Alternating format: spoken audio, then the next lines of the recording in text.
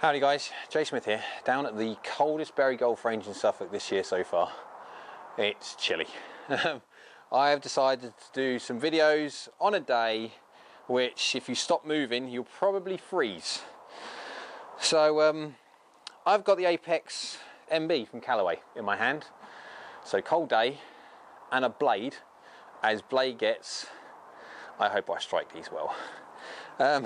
Right, the Callaway Apex MB. It's a blade. It is probably the smallest looking, loveliest blade out. Oof, that might get the old blade fanboys going. Tap tap. It's tiny. Tiny little thin sole, tiny little top line, tiny little stubby blade lengths, not very tall. It is just a gorgeous looking iron. Going back to sort of like even clubs of proper yesteryear, and they were small, they were tiny. But in this club, the Apex MB, the blade, they make two finishes. This one is the chromy, shiny one, but they also do one in the same finish, or very, very similar finish to the X Forged.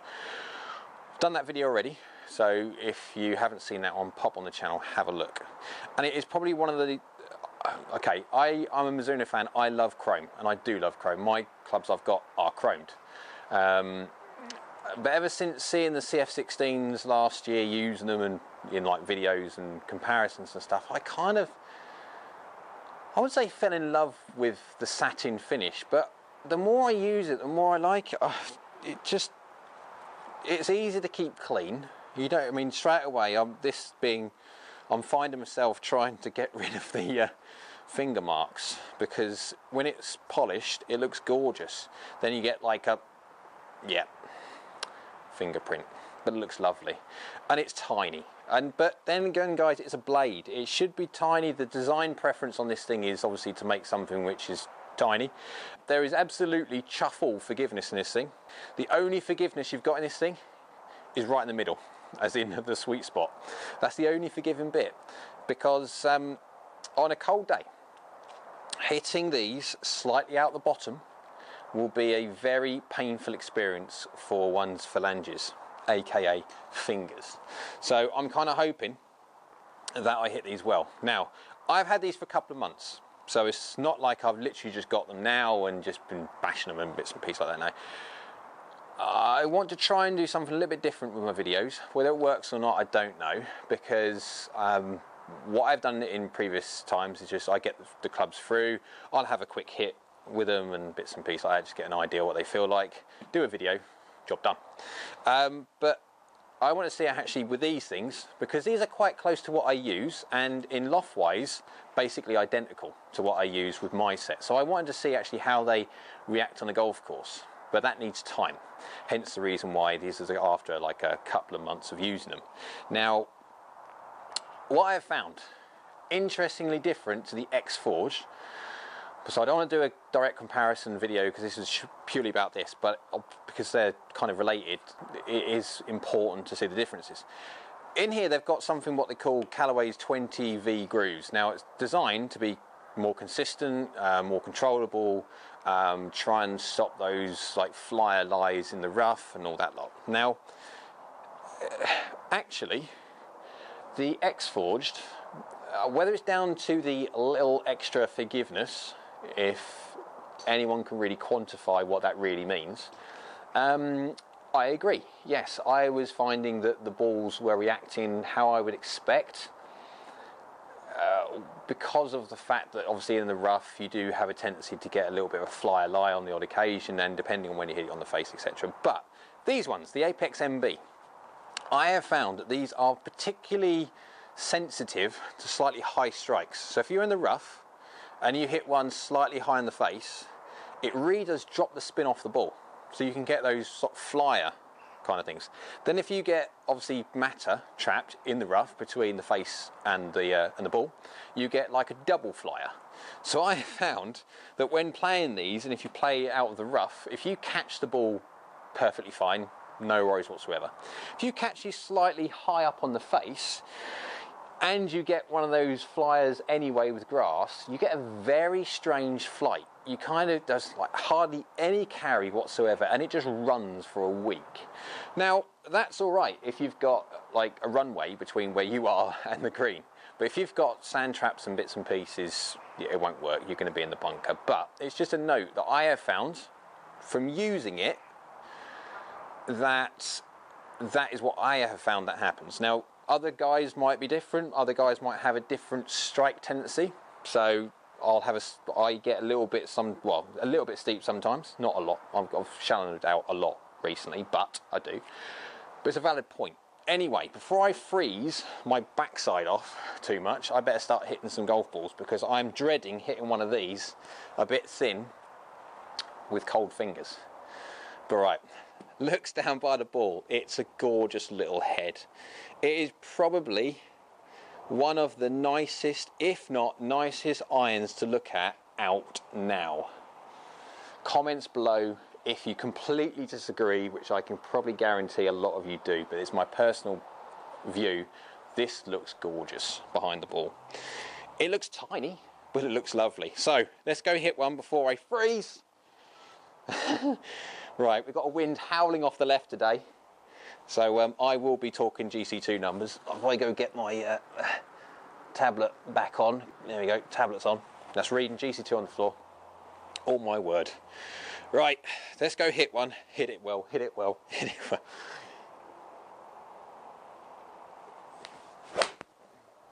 That's not too bad actually. Yep, wind.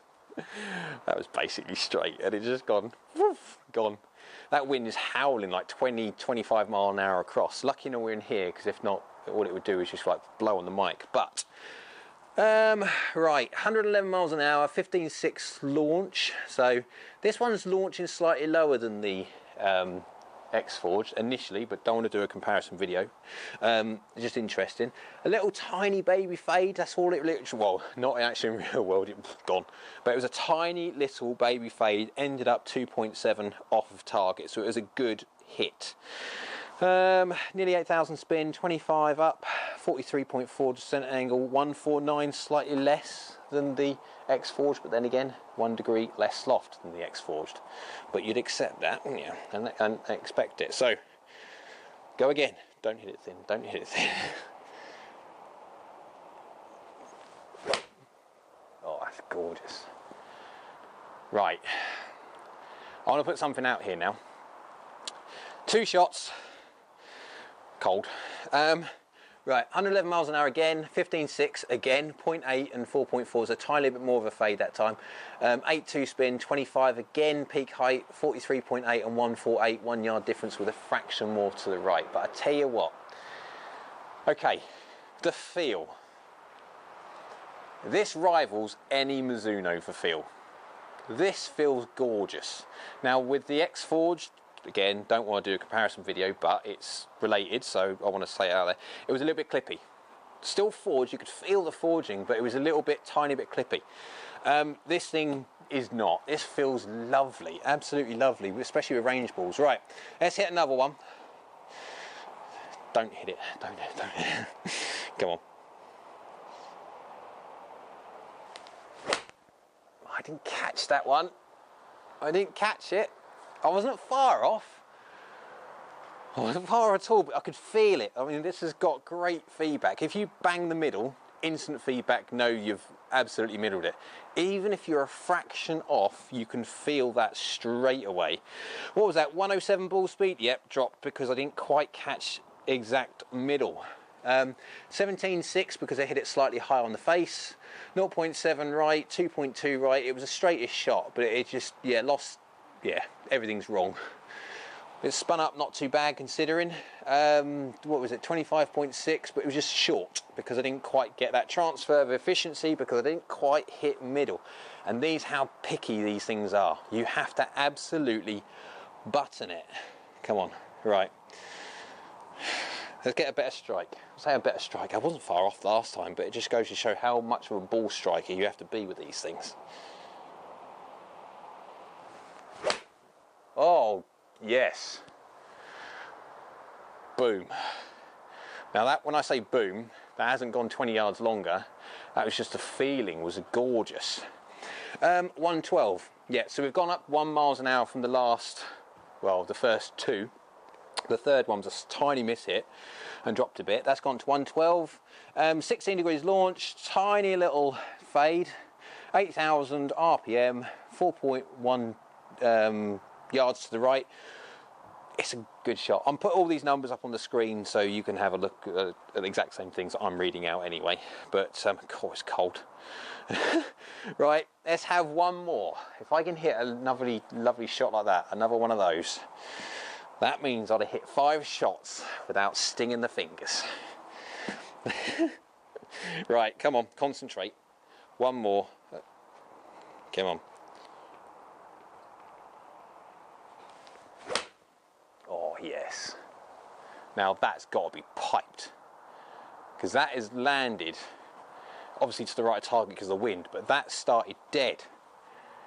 Oh yeah, 112 ball speed, again, good strike. You can see already how consistent these things are.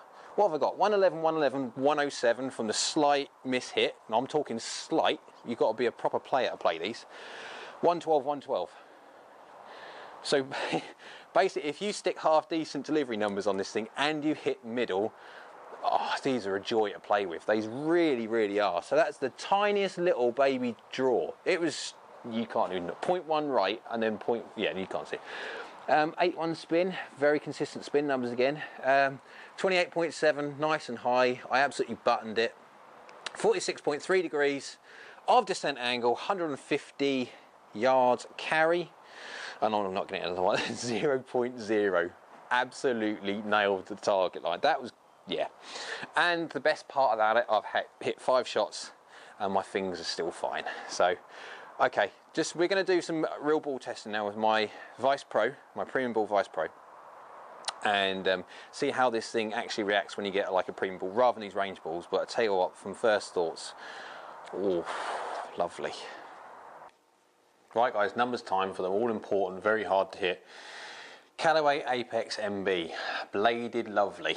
Now, 7-iron I hit. Now, should we just get this one out of the way first of all? My first shot, it wasn't the best. I hit my first shot with this and I thought, oh my word, if every one of these are going to be like this is going to be a very long data set. But lucky enough, it got better very quickly. So if we look at it, yeah, down on ball speed and down on distance, the only saving grace of the whole thing was the fact that it was actually quite close to target, 1.4 yards offline, but it was crap. Rest of them, I hit about 10 shots, give or take, ranging as a 113, 114, down to 110 on a slight miss hit, and then up to 112 again. Averaging, if I take that miss hit out, I'm averaging 112 miles an hour ball speed. Launched up at 19.4, which is quite healthy, really, for a 7-iron. Bladed, remember, not giving it any help whatsoever in the launch. It's not like a case of, obviously, the game improvement irons where they're trying to launch them up in the air. Averaged a tiny little pull, the smallest amount of little pull ever, spinning up at 5.8. Now, again, I'm not the biggest spinner of the ball ever, but even this spun it fractionally lower than I'd like. Now, this is a 7-iron, remember, 34 degrees. Remember that one, right? 34 degrees. So it is a more of a traditional 7-iron. So I'd be wanting to spin these up definitely into the sort of 7,000s, or sorry, near the 7,000, say 6.5. But it didn't. It was spin up about 5.8. Now, is 5.8 the end of the world? No, it's not. But it was only going up peak height at 30.5. Now, remember, this is a blade. There is no help in this whatsoever in the realm of getting up in the air. This thing will not do that. It will only do one thing. Do exactly what you put into it. Now, for me, who's like a mid-height player with a mid-spin kind of shot, blades, proper blades, I do struggle a little bit making them functional, especially in the longer irons. I can play blades in like the pitch and wedge up to around about the sort of 7-iron and stuff like that, but when it comes to the 6, 5, 4, that's when it gets to a point of where I don't produce enough peak height with the spin, and also obviously a descent angle, so that's when I would probably go into something a bit more helpful. But descending at 46.2 and averaging 158 minus off that 141 terrible shot, But yeah, we won't go over that. Averaging 1.6 left. So as you can see though, I hit one pulley one, and 12.8. I am a human being, not a robot. But generally, all very, very good. And the consistency, apart from the odd occasion one where you don't quite strike it, and you can tell them straight away, 157, 159, 157, 161, 160, 159, 152. You can see straight away when you don't quite get it, you do drop the distance off, 158, 157, 155, 155. Well, you ignore that. Yeah. So on the whole, if you look at the flights, yes, you can see they get a little bit left and a little bit right, but mainly in the middle. I mean, if you were to take out the biggest one left and biggest one right, so if I just take those out there, they look lovely. But then again, that's not a true representation of what I hit, because I did hit those lovely shots, all basically on target, but I did hit 2 shots, putting them back in again, where one goes left, one goes right. But that's being human. You always miss. Everyone misses. You can't help it. It's being human. It's just trying to make sure your misses are as small as possible. Your good shots will always be good. Golf is a game of making your bad shots better.